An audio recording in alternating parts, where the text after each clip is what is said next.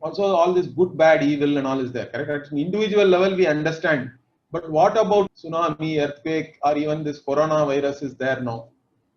So what do we do? Even in contract and all, we have a terminology, correct? Act of God. Even those who do not accept God use that term in the contracts, or they call it force majeure. So if there is an act of God and we are not able to fulfill whatever we have to do as per the contractual obligations, then you should not put any penalty on us or something like that. We normally have a clause. We say God is merciful and all that. How can God do this? Means understand one thing. In our tradition, Ishvara, Bhagavan is manifest as this world. Whatever is there here, whether it is good, bad, evil, everything is part of Ishvara's order only. And whatever one is experiencing as an individual or one is experiencing as part of a community, everything is part of this order only. Also, even in a given situation, everybody does not experience the certain things in the same way. In fact, some people are enjoying now all this lockdown and sitting at home, and some people enjoy this. So it is actually a pleasant experience for them. For others, it is actually making them crazy. They are not enjoying. So any given situation, even though overall it may look like something bad, terrible is happening, but all of us are not reacting to that, or how we actually take it is not in the same manner. So anyway, so everything is part of the order only. This way in Rudram and all, when we chant Namastaskaraya, even a thief, you are the thief.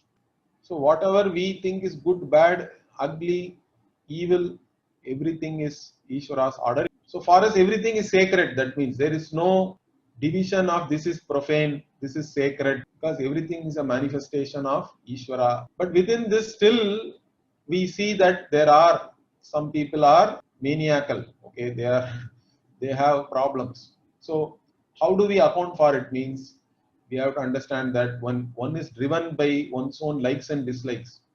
Your likes and dislikes only matter to you. You don't mind putting others into discomfort. Discomfort is a very light word, I think. You don't mind stepping on the toes of others if you are able to feel good. Okay, such people are there. They are also part of Ishvara's srishti only. But in those people, what is happening? Only their ego alone is there. They are going only by their likes and dislikes, but there is no Bhagavan there.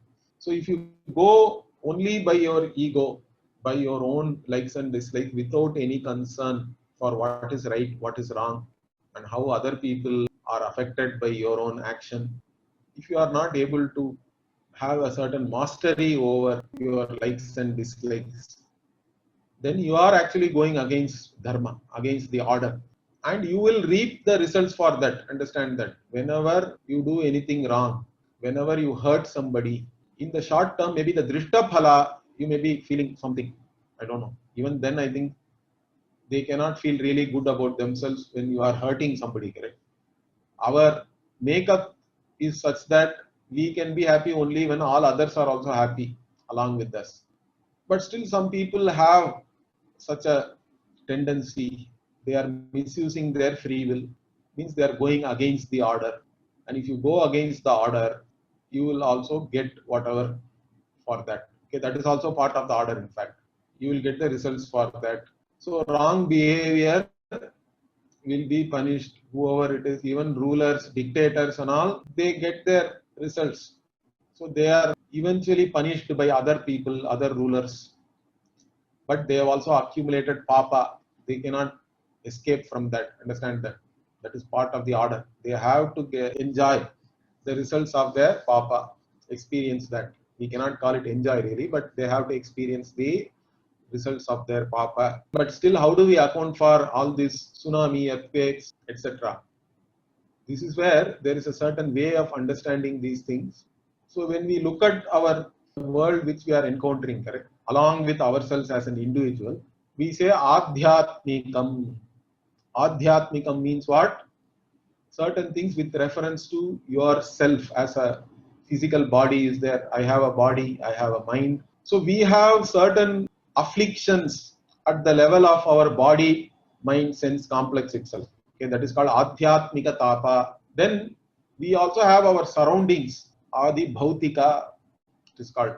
Because all this entire world is made up of Pancha Bhuta. We have a model, 5 elemental model of this creation. Okay, so Adi Bhautikam means with reference to whatever the elemental world in which we are there, our surroundings. So surroundings also can afflict you. You see some nice photograph, tourist place, you go there, one mosquito is good enough to spoil your entire vacation, your mood, etc. Correct? That was not there in the photo, of course. Photo is very nice. You go there, one mosquito bites you, you get malaria or something, gone. Or even that mosquito itself can disturb you.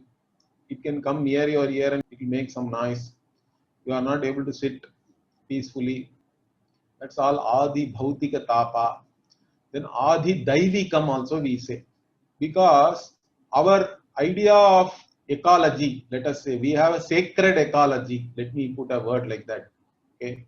Because normal food cycle and ecology means they are only talking about a certain cycle within the earth, correct? Because all food is created only by plants, understand that. Because plants alone can do photosynthesis. Animals do not do photosynthesis. So food is created only by plants. Even our Veda says, Oshadibhyonnam. So Anna is from Oshadhi. Oshadhi means plants. So Anna, food is always from plants. You can eat the plant or you can eat an animal which eats the plant. But finally food is coming only from plants and then it has to go back to the earth when the animal dies and plant will consume that. There is a certain cycle. That is an ecological cycle. And in fact, in between even one predator or one species dies, then that whole ecological cycle may get affected. It doesn't work in the same way. Similarly, we have a sacred ecology. In Bhagavad Gita also, Bhagavan says that in the 3rd chapter. What is the sacred ecology? That there are devas. So when we look at the whole creation as different phenomena, same Bhagavan looked at from the standpoint of a phenomenon like lightning, rain, thunder, the ocean. We give names and we call them devatas. That is why we have 33 crore devatas. 33 crore means I think 330 million. So 330 million devatas are there for us. Because if you look at Ishvara from the standpoint of a particular phenomenon, that we call devata. And what does Bhagavan Krishna say in the Gita? He says, Devan bhavayata nena te deva bhavayantu vaha parasparam bhavayantaha shreyah paramavapsyatha. He says that you have to take care of all these devatas. That is why you have to do all this daily. We have some prayers, some rituals are all there. Nitya karma, then Naimitika karma, like that. Kamya karma also is there. Based on your desire also you can do some rituals. Vaidika rituals are there. So you take care of the devatas and they will take care of you in turn. Parasparam bhavayantaha. Then he says. So you take care of each other, then you attain Shreyas, everything is fine. But if you do not take care of the devatas, then the devatas also they are reacting, let us say. That's how we understand. In fact, that is why we chant Om Shanti 3 times. Whenever we do any prayer, finally we say Om Shanti Shanti Shanti. Why? Because we are saying, let all this, whatever prayer I have done, the result of that, may it free me from the afflictions which are there at the Adhyatmika level first. My own body, mind, sense complex, afflictions are there, disease is there. I am not even able to sit for 1 hour for this class. That itself is a problem. In Adi Bhautika, my surroundings also, whatever afflictions, let it not affect me. May I be free. And also from all this, from the devatas, things like you are sitting somewhere, if earthquake happens, what will you do? You cannot do anything much. Or a tsunami comes, it's not easy to survive. So in every prayer, we are asking freedom from all these afflictions. So we look at it like that. It's all Adhyatmika, Adi Bhautika, or Adi Daivika only. All these things are happening. That also we have to take it as an accumulated effect of the misuse of our free will only. Understand that. So that is how we account for all these things. Okay.